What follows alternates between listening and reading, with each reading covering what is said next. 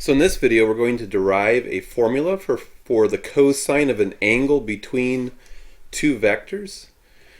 So the claim is that the cosine of the angle formed by two non-zero vectors u and v is given by u dot v divided by the size of u times the size of the vector v. And what we want to do is see where this comes from before we just blindly accept and use it. So the idea is if I have a non-zero vector u,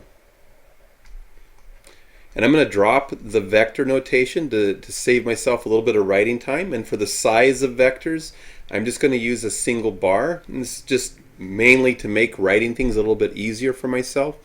So if I have a vector u and v,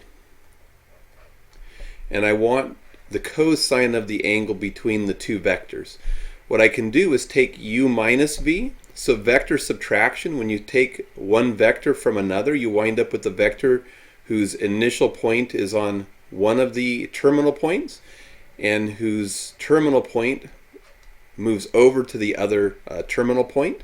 So this vector here is the vector you get when you take and subtract v from u. So it's u minus v. And then the length of these vectors would just be the size or the length of u minus v, and the length of v. And here's where trigonometry kicks in. So from trigonometry we had the law of cosines that allowed us to deal with the cosine of angles for oblique triangles, so triangles that didn't have a 90-degree angle in them.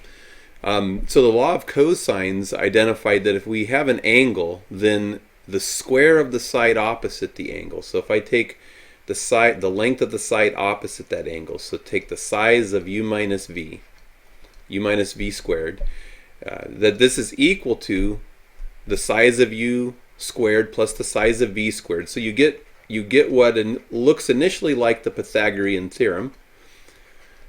But then because you may not have a right triangle, you get a tweak factor that adjusts for things if you don't have a right triangle. So you get minus 2 times the size of u times the size of v times the cosine of the angle. And then if you happen to have a right triangle and you plug in 90 degrees for cosine of 90 is 0, and this tweak factor drops off, and you wind up getting just the Pythagorean theorem. So the idea here is we need to use the properties of dot products that we established in the previous videos. And property 5 said that if we have a vector w and we dot that vector w with itself, that we just get the size of w squared. So here I see the size of a vector squared. So if I use this property, I can rewrite the left-hand side as the dot product of the vector that's being squared.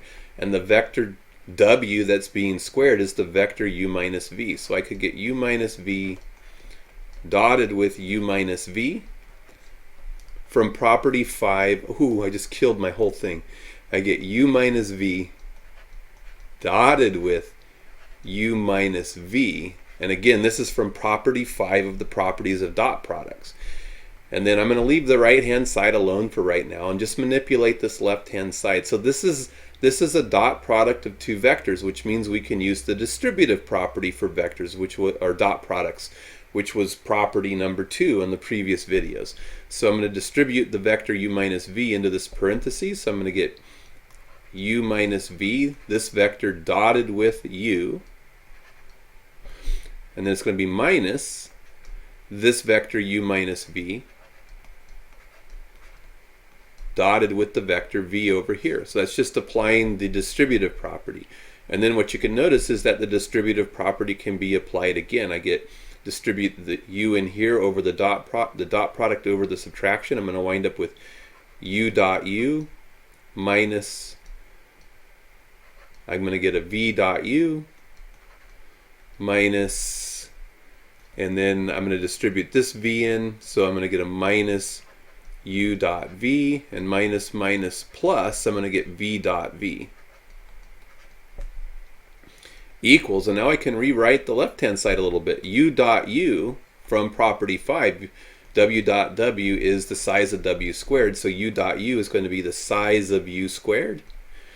And then we had the commutative property. Property 1 was that vector dot products is commutative, so I can rewrite v dot u as u dot v minus u dot v plus v dot v is just the size v dot v is just the size of v squared. I'm leaving the size. I left a. Oh, I only did it here. I only did a naughty right here. U dot u isn't u squared. It's the size of u squared, and so v dot v is going to be the size of v squared from property 5. I got to thinking I made a terrible mistake, but that was the only mistake. I didn't put the size bars in, saying the magnitude of the vector. So anyways, when I look at this, if I bring this stuff down now, so I get the size of u squared plus, and we have the size of v squared, and this is minus 2 size of u, size of v, cosine of theta.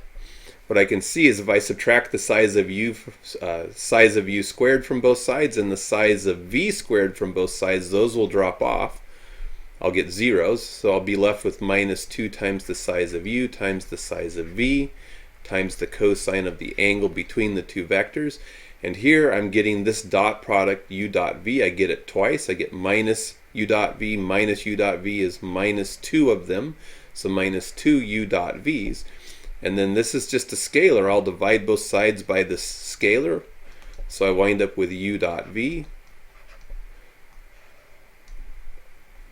divided by the size of u, the size of v, because those negative 2's showing up here would just give me a 1. So I wind up with u dot v equaling the cosine of the angle between the two vectors, which is what this is. So this is one way to derive this theorem or definition right here, is just to use the law of cosines. And I really like this proof or derivation because it really drives home some of the power of trigonometry to give us some fairly simple things. And here's another instance of, hey, defining the dot product makes sense because look, it's turning out now to have some utility.